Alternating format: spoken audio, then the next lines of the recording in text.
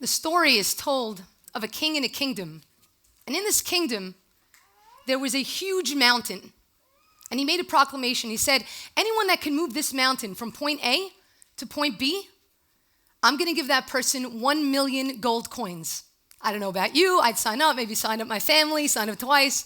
People started signing up from everywhere, exercising, lifting weights, working out. I'm going to move the mountain. I want that 1 million gold coins. And one by one, they'd come to the mountain and they'd push with all their might. And it wouldn't budge.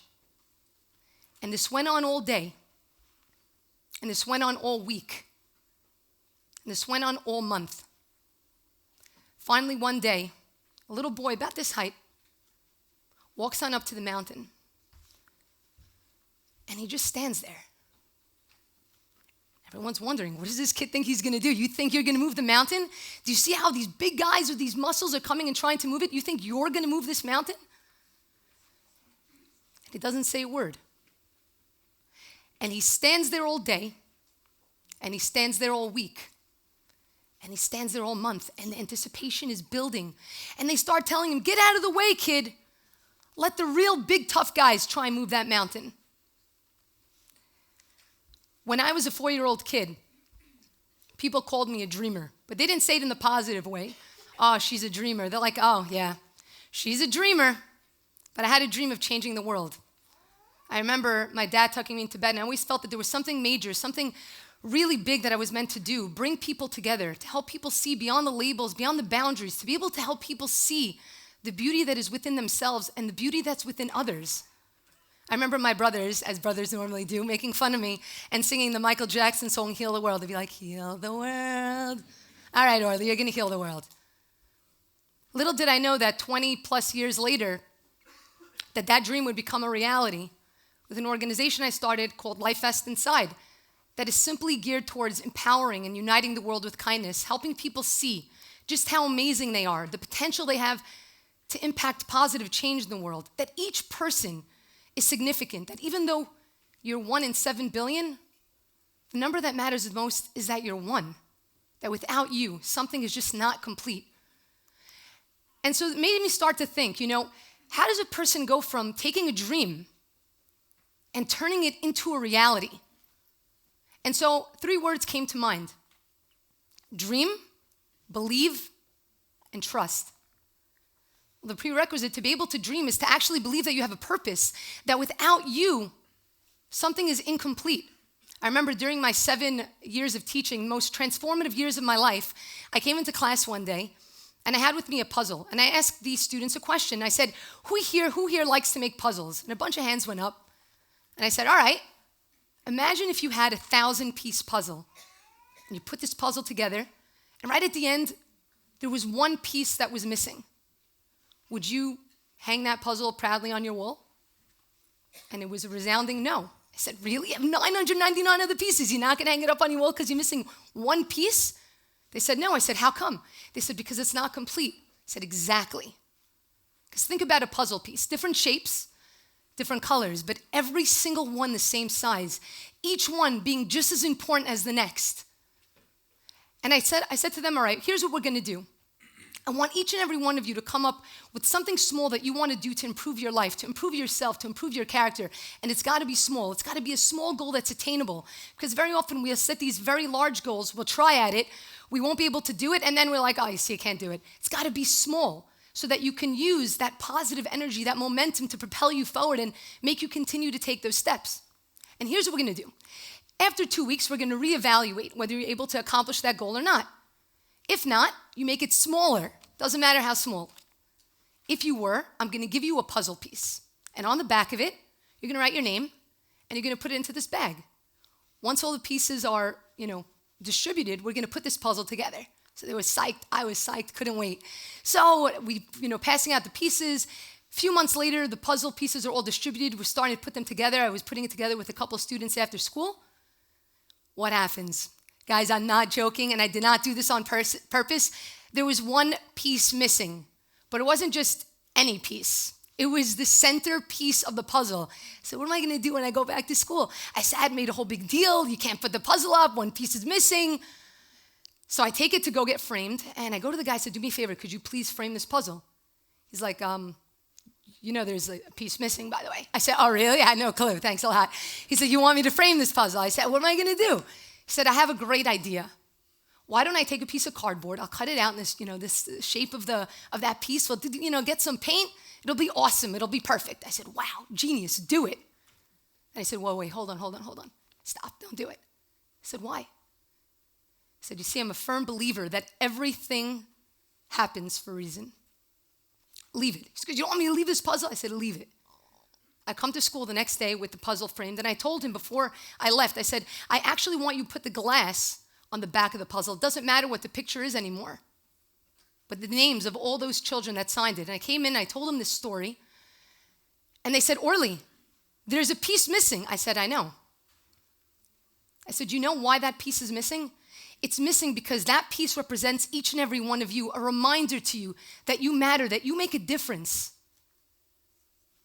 Dream, believing that you have a purpose. Believe. So once you're dreaming, you have to now believe in yourself, but it's easy to believe in yourself when everything is going well. But what happens when the people that are closest to you are telling you, no, you can't, it's not possible, it's impossible. What do you think you're going to make a difference? So many people before you tried to do this and they weren't able to do it. Believing in yourself despite all of the discouraging remarks, all the people that are telling you that you can't. Being able to overcome. The third phase, trust. Now this is a hard one.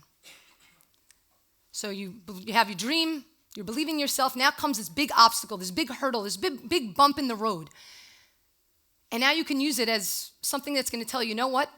Maybe this is telling me that I should give up, that I can't do it, that there's no way for me to get over it.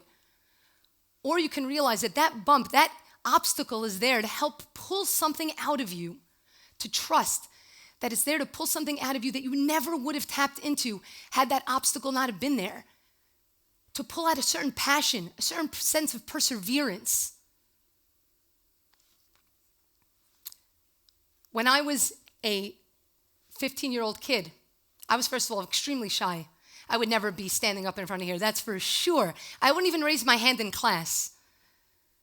I went through a bit of a rough experience. At 15 years old, you don't even know who you are. You're questioning yourself. You're questioning your place in this world. And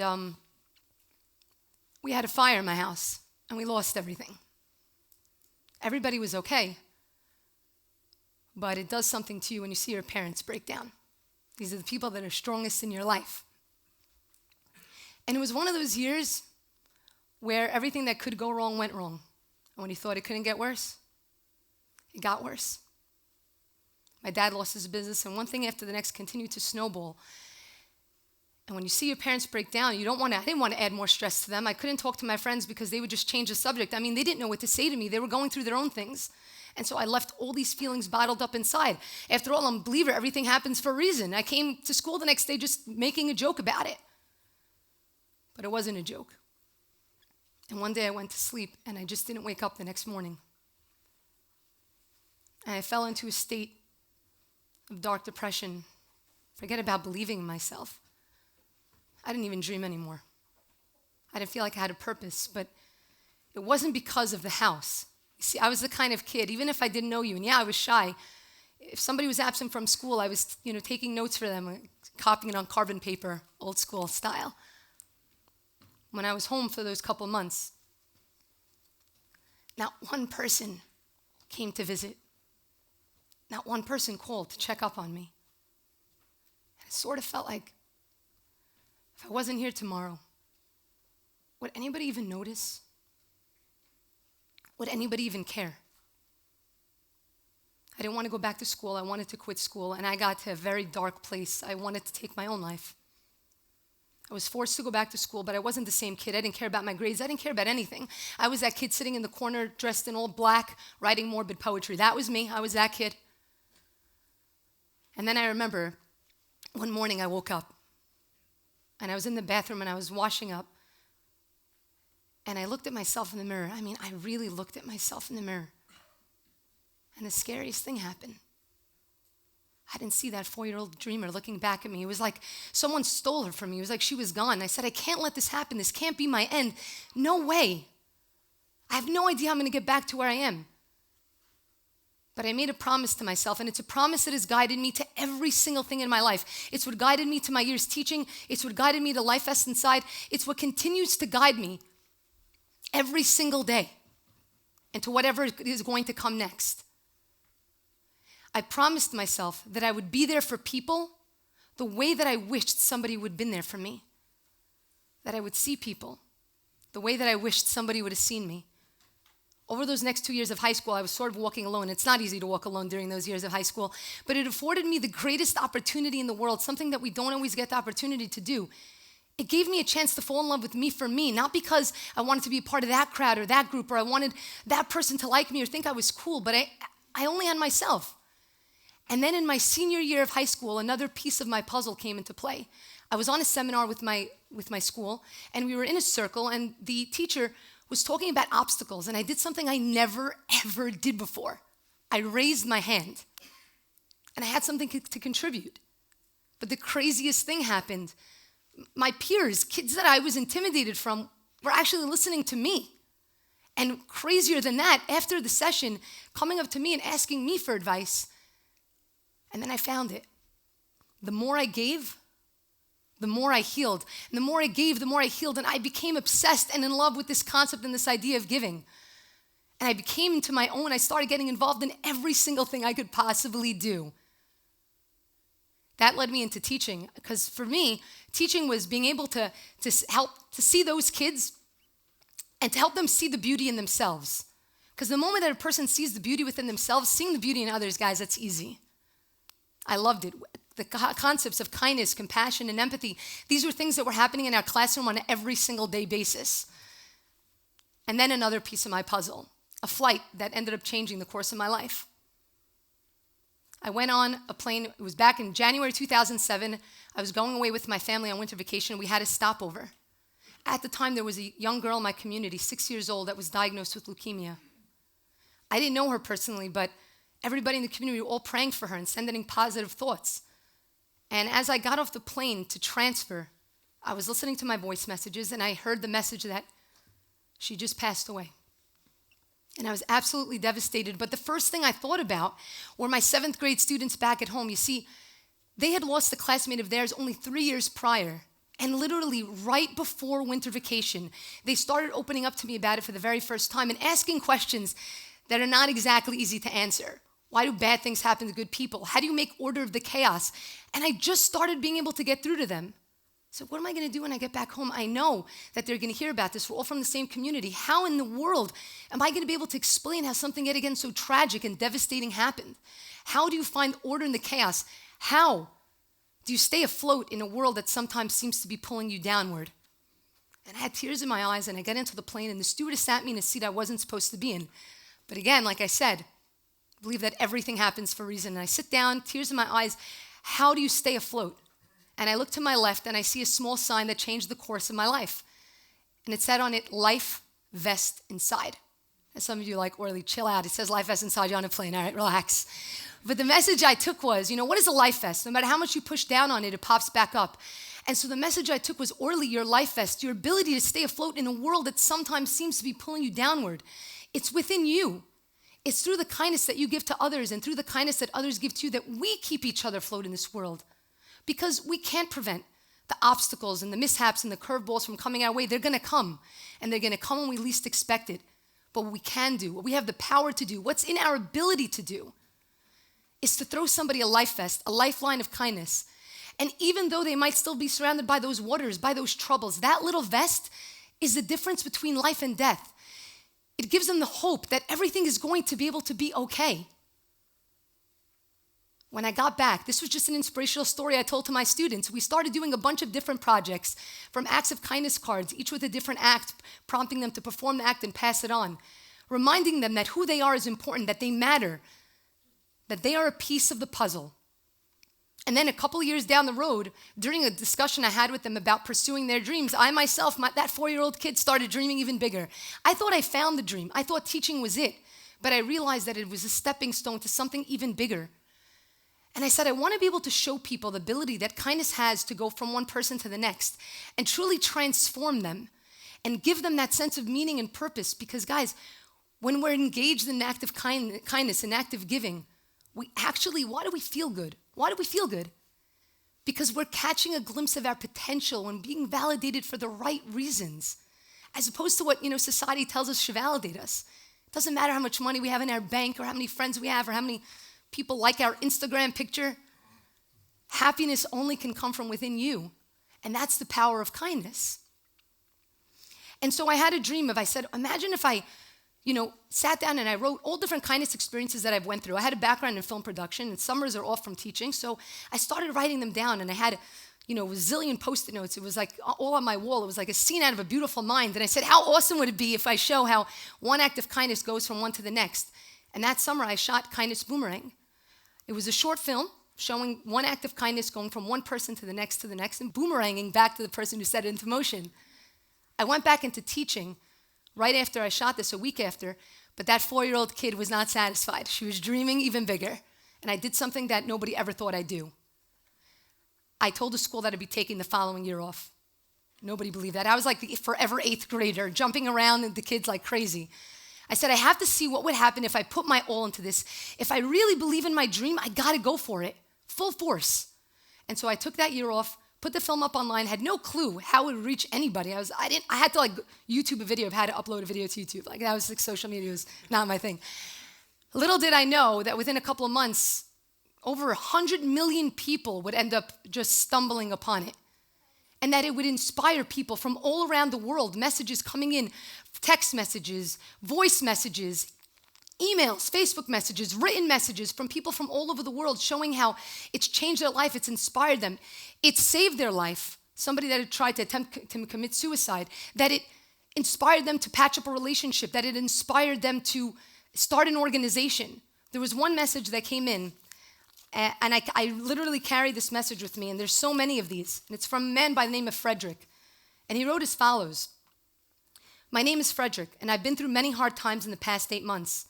I've experienced crime, drugs, violence, fear, and no love or support at its worst.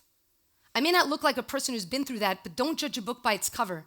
I was on Facebook when I saw one of your posts, and it really spoke to me, and I felt that it was the meaning of life. I then liked your page back in March, and your posts keep making sense to me, and you're really helping me. You taught me to be kind and loving. You taught me how to find inner peace. You taught me to forgive people. I'm on the right track again. I have a job now, and I volunteered a place for homeless kids. I can't thank you enough for helping me out of my previous life. This may not appear like a big deal to you, but you saved a life. You changed someone's life story. You opened the gates to a better future for a human being. You made me happy again. What I learned from you, I'm giving to others. I'm just 31,000 of your followers. Imagine how many lives you've changed. You may not have changed the world, but you changed my world. Frederick from Denmark.